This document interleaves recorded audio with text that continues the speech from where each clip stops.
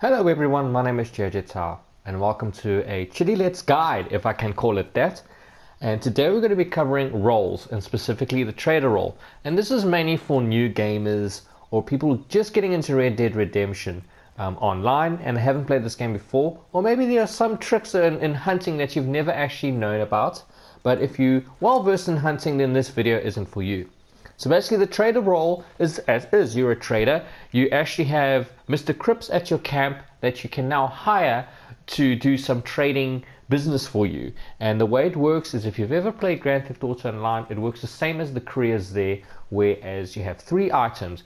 You need to get supplies to obviously facilitate the sales. You need to get operational resources, and that is done through missions, various missions. And then of course then you need to transport the items to sell. So there's three stages: getting supplies, getting resources, making the sale. This guide is going to cover some of the tips and tricks I've learned with hunting that might actually help you. The first thing you may realize is that I have a doe at the back strapped in. The one thing you need to know is, with the trading facility, you get a lot more resources for handing in animals, full carcasses, basically animals that have not been skinned. Okay, the traders will not accept a skinned carcass. They will accept the materials that come with it, like the leather and so on. They will not accept the meat. You will still have to either cook that for yourself or sell it at a butchery. But the other items like antlers and that, they will accept. But at the same time, again, there's very limited resources that you're going to gather from that. So here's a little bit of tricks for those of you just starting out. The biggest thing that we have, is that you can only carry one animal at a time. And I'm going to show you how we can avoid that. First of all, we've just seen a doe actually run here, and we're actually going to try catch it. But first of all, let's hunt this rabbit, this black-tailed rabbit, because I want to show something that's it'll help you a lot in terms of hunting. If you're actually ever hunting an animal and you want to know what its weakness or its quality is, you just point at it and you'll see the stars at the bottom right hand corner saying what quality of pelt they'll have, or feathers. And if you want to preserve that, in other words, you don't want to damage it when you shoot it, you will need to just basically aim at it and press R1, and it'll actually tell you yields, feathers, and plump herb used in crafting, can be cooking or sold. Use a varmint rifle for a clean kill. So this means that there's a very big chance that if I use a varmint rifle, I will not damage its pelt. So these were medium range, and if we actually go there, I hope that guy doesn't come and say hello to us. You can actually stow the item. You can stow two at a time, and you'll see that I didn't actually damage anything of this animal. And I'm going to place two. So your horse can take up to 2 small animal carcasses and 1 large carcass, and it can take a number of pelts as well on its back, which I'll demonstrate now. But let me also go skin this animal. Sir, I don't want any trouble. I'm hunting as well. You never can trust in PvP players or other players on this map. They tend to want to say hello. So let's go skin this animal. So now I've shot another doe here, and I'm going to show something that might be helpful. If you do not like the animation of its skinning, the best thing to do is park your horse, or try your best to park its horse as close to the carcass as possible. Let me get a little bit closer. You don't walk over it, because you'll actually damage the pelt with its hooves. So now I should be able to skin it without seeing the animation. And there we go. No animation of it ripping out the fur, or the pelt, sorry. And now I can stow this. As you can see, I can stow items or skins underneath my carcass of my doe. And let's see if we can find another doe, because this is going to be a little bit of a handy tip. So please excuse me, but we might skip ahead to when I actually find one, and we'll carry on the video. And something else I wanted to mention is that animals appear at certain times of days. Best in the morning and close to sunset is when you'll see a larger abundance of animals.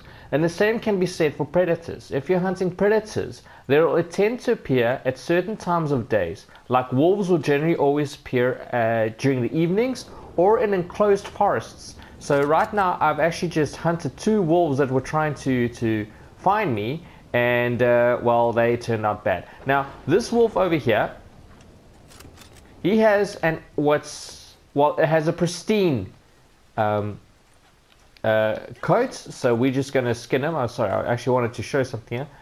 So he has a pristine coat, and again, his thing was you needed to shoot him with a rifle. So again, all you need to do is press R1 and shoot them with a rifle, or the chosen weapon that they say, or a repeater, and try to make sure definitely that you always get the head.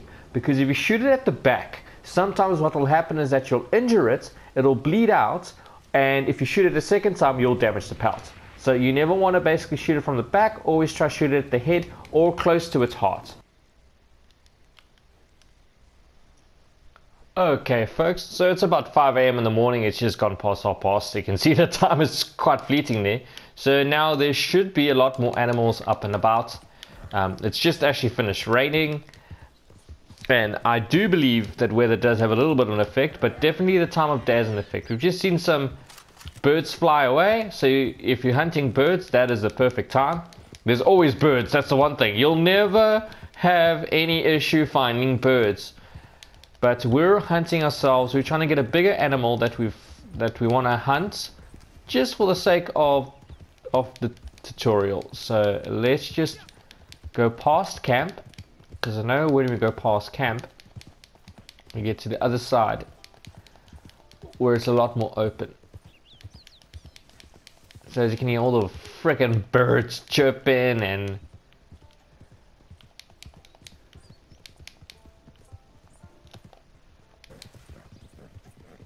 there we go. Alright, so there is an animal there. It takes a rifle, clean kill. I'm trying to get the pristine one. So let's target this guy over here. Almost got ourselves a turkey. Okay, so now, okay, we've locked on. We know which one we're hunting, and we try not to confuse this. I hope this doesn't glitch out again, because I had this a few days ago. You can actually hunt it with the rope. My gosh, when they're running a safety in numbers, hey, oh my word, it's like I just want to hunt the one that is a bit pristine. Okay, we'll hunt the deer. Let's go for the deer. We're gonna kill it. You see how I use the rope to kill it? So, oh, come here, come here, come here, come here, come here.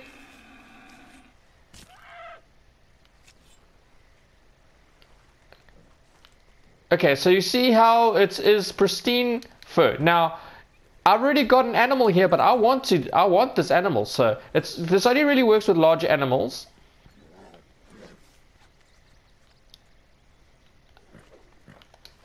Oh, there we go. Okay, you can actually rope it in. Now my horse has run away. Come back. Come back.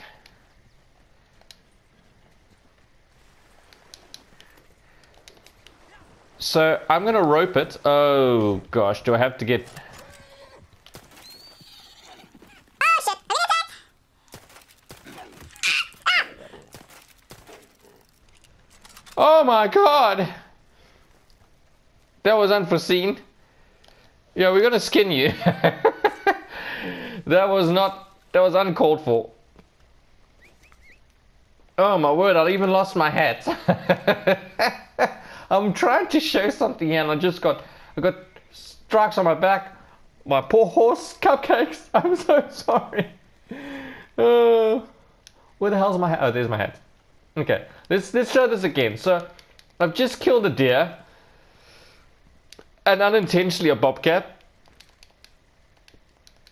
or mountain lion, whatever the hell. And okay, so where's my carcass again? So there it is over there. Now I'm gonna actually rope it and attach it, and now I'm gonna drag it back to my camp. Now the rule here is it will not get damaged. Your pelt will not get damaged unless you hit a rock or you hit another horse. But if you stick to the path or you stick to sort of a manageable surface and don't hit a pole, you should have no issue with your pelts being damaged. I'm not running as well, and I'm just hanging on to this poor deer for dear life. So there we see me dragging it. So I found this only works with larger animals, okay? This won't work for extremely big animals, extra large, like buffalo and that, where if you skin it, you cannot drag its skin, and you cannot carry it either. You have to skin it, like crocodiles as well. You cannot really drag them. So you will get a wagon later on to unlock that you can drag multiple carcasses, but let me just go back here and we'll see what the damage was like to the pelt. If it will even, you see there's no damage at all to the white deer. So we're going to now transport this and turn it in. Now as you can see, here is the good Pogon carcass. It has got 3.90 materials. The deer is a perfect 7. And if we take a look at the materials, you'll see the materials of skins don't give a lot of resources. So that's why it's always good to hand in a carcass. And there we go. So let me just hand everything in. What also works well is if you're out in the wild and you find a wild horse, you can actually obviously tame it, ride that horse and use it as a second animal to carry your items if it's a long distance. So if it's a long distance, use that horse and just get your primary horse to follow you. But then the thing is, when you get back to camp, you will need to take it off its back and hand it in. Where normally this horse, you simply need to be close by to the camp or have it hitched for it to be handed in. And I am heavily damaged. That goddamn frickin' bobcat thing. But there we go, guys. So there's a little bit of tips on hunting to make you a better trader. As always, as mentioned, you want to always hand in, just to recap, you want to always hand in carcasses more than materials because they give a better amount of materials at the camp. When aiming at an animal and pressing R1, it will tell you exactly what is needed to not damage the pelt. Always aim for the head. And for the larger carcasses or animals, you can actually drag it as long as you have not skinned it. So if you have not skinned it, you will be able to drag it through. So there we go. Okay guys, now that we've discussed what it is to hunt animals and the top tips to actually hunt them, now we have to get to the part where we're actually going to sell the items. And that is something that is very important. One of the first things you want to upgrade in your roles is making sure you're able to sell more than you normally do. You'll start off with a small wagon, and if you look at the top right hand corner, you'll see the 3 bars there of how much materials I have, if everything's operational because I have enough resources, and the goods. Now you'll see a black line in the middle. That line increases with basically the size of your wagon. So that line is an indication of how much stuff you can carry to a designation or how much you can sell at once. So we're going to go to, let's go to progress. Let's go to roles, and we're going to go to trader. Now, the more you do, obviously, the more you unlock. And the first things you want to unlock before anything else, you get a lot of nice little features you might like unlocking, like basically I've done here, which I didn't know at the beginning. You want to unlock the saddle, but you still have to go and buy it. You want to unlock the trader outfit, which you still have to go and buy it, and all this stuff. No, you want to leave your tokens, because you only get a couple. You want to leave your tokens for the more important items, and the most important item we want to start off with is the medium delivery wagon, because again, you can transport more and you get more money at once. It takes longer for them to develop those goods, but while you're doing that, you can go do a bounty hunter, or you can go do a collector item, so that you don't need to worry about waiting for this. So you can do all those roles while you're waiting for each one to reset. You want to deliver as much as possible because you're going to get as much XP, because eventually when you reach level 10, you will be able to unlock the hunting wagon, which will allow you to carry multiple carcasses, and you won't have to do those tips and tricks which I showed earlier, where you need to drag the animal or get another horse. So that really is helpful if you're going to be an established trader. Okay, so it's a little bit early, like I haven't let it filled up, but we are going to sell our items. So we have 47 goods, and the value of the total goods is $141. you'll notice that once it gets past that bar, the total goods value is going to be higher than the local delivery value, because again, you can only deliver up until that black bar at once. And I can go long distance or I can go short distance. To be perfectly honest, there isn't that much of a dollar difference when you're going long distance, and it's a difference between 10 minutes to 30 minutes. And yes, you will get a little bit of, you see there's a distant delivery and it's got a little icon there, which means the PvP players will actually be told that you're going to deliver the items and they can actually come start you, where the local delivery is safer. I always go for local delivery. I've got enough, $141. Ready for market. Buyers are lined up not too far from here, so all you have to do is head over and make the sale. Thank you. I just keep surprising myself. And to think my pa said I'd be a drunken hobo my whole life. Thanks, Mr. Cripps. But it's a lot easier to do local delivery. The success rate is extremely high, and it is a lot easier to manage. I've actually never been attacked. Maybe this one will be different. And just a little bit of another tip. So when you actually go there, let's go onto the track. In case you haven't known, if you are getting attacked, if you're on a wagon and you hold down R2 to aim around, the horse will still follow the path. This only works when you're on a wagon. As long as you have the gun held, you can still press X to make the horse go faster, but this is a good way to defend yourself while you're on a wagon. So you can aim and you can still drive. But what I prefer to do is put it into cinematic mode. And in that way, the horse will never go off the path, well, hardly ever, and it will follow the correct speed and you won't damage your cargo. So again, I could have left this on for a little bit longer and I would have been able to transport more goods up until the black bar. But $141 is a lot of money in this game. It's a lot of money for basically just shooting animals and handing them in. Another little hunting trick, by the way, I didn't cover in the last mission, but if you're having a problem finding animals, simply follow a path that's running through the middle of an open section and go into cinematic view. It seems like more animals appear to make it more cinematic, or it's just because they're out of your view and you can actually see them to the side. There's a lot of animals that appear. Like we've just been riding here and I can already see some animals in the distance, birds. There's a pug horn over there, whatever the hell you call those things. There's a lot more animals now that are appearing. If you can look on your right hand side very quickly, we were passing deer. All of a sudden, there's multiple amounts of animals that are around. So it seems cinematic view purposely tries to inject animals to make things more entertaining. And a rabbit just ran across the road. Okay, so we're going to fast forward a bit to the mission.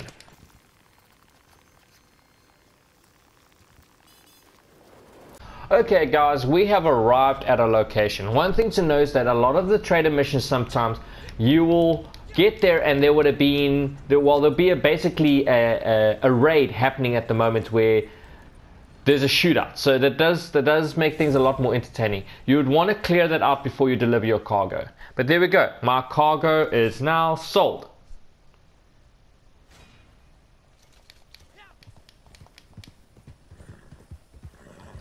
The camp's dog will now find and warn you if the camp is soon to be attacked. So that's awesome. You can actually get a dog, and I've ranked up now, so that does help. Like I've never actually had the tank properly attacked, but that does happen. So every time you're on a mission where you're either doing a delivery or you're finding resources, your camp's flag is actually lowered so that other people can attack the camp. And of course, you don't want that to happen. I have never been attacked by an NPC, but I have had a player go into the camp and attack it, but Mr. Cripps promptly dispatched of him. It was actually it was quite rewarding to see that my NPC, Mr. Cripps, managed to shoot down a player, because I definitely would have not made it in time. So I'm not sure anything got stolen. It didn't seem like it, but I'm just glad I got there in time. Okay, so we've covered hunting and gaining supplies, and we've covered selling our product. But now there's the last factor that will come into play, and that's gaining resources. And that happens obviously when your production materials run out. And what will happen is that your production will obviously halt. Now this is a good strategy to use if you want to fill up all your materials before it starts processing into goods. So because at the beginning when you start catching materials, maybe there's a lot you're doing, materials will run out very, very quickly. So generally what I used to do is fill up materials as much as I could before I started the resupply mission. So then I know that I could go to other items, I could go to PvP, I could do the bounty missions, the collectors missions without worrying about my production running out or my goods or my materials running out, sorry. So let's start this mission. Apparently, some of our competitors never made it back home from market, and folks are fearing the worst. So why don't you go try and track them down and see what's left of their supplies? As the saying goes, all's fair in love, war, and the trading of pristine animal parts. Now what's nice about this is that I think there's only 3 type of mission types, which is either collection or hunting, to gain resources and ride a wagon back. But there's enough diversity in the different areas to make it interesting. So, and I always believe that starting a mission versus paying for supplies is better, because obviously you gain ranking in your trader role if you do missions, which will make it a lot easier to get to that special level 10 to get those nice perks like the hunting wagon. Because I actually believe that only when you reach rank 10 out of any of these roles do you start actually getting the quality items that are worthwhile. Before that, yeah, there's small things like the medium wagon, and for bounty rolls there's other factors like Deadeye and that, but I only really think that you start getting the interesting stuff at rank 10. So I'm on rank 7 at the moment, and we are going to ride to get our supplies. Like I say, they vary in distance, they vary in objective, but it's enough to keep it interesting, especially if you move your camp around a lot to the different areas or regions on the map. Okay, let's just go into cinematic view, and I'm sorry that you can all hear the clicking of my controller. This mic is extremely sensitive. Okay, we're going to skip ahead and to the objective, and we'll pick up from there.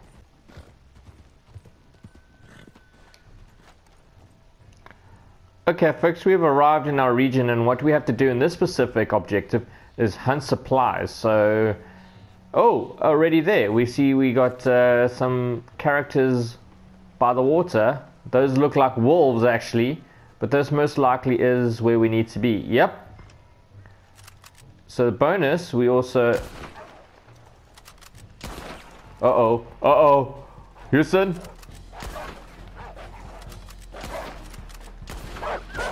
Ow! Why does a rifle never seem to be powerful enough? No! Stop it! Bad puppy!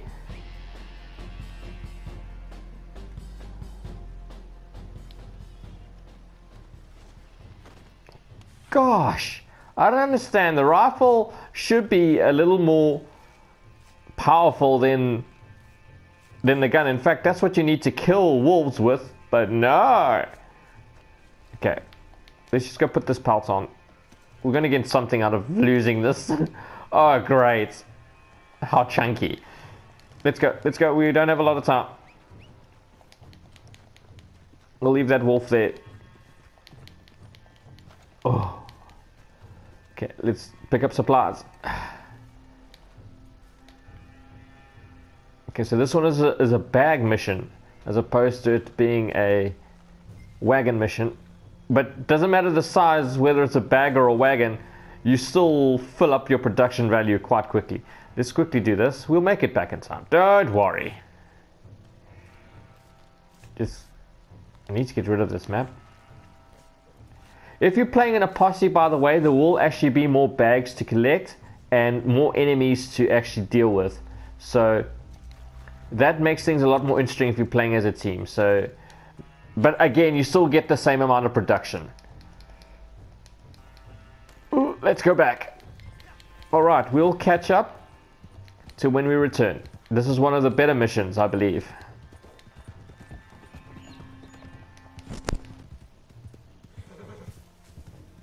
Okay folks, we have returned, and the last part of the mission is to simply drop off our supplies on the floor. And let's do it.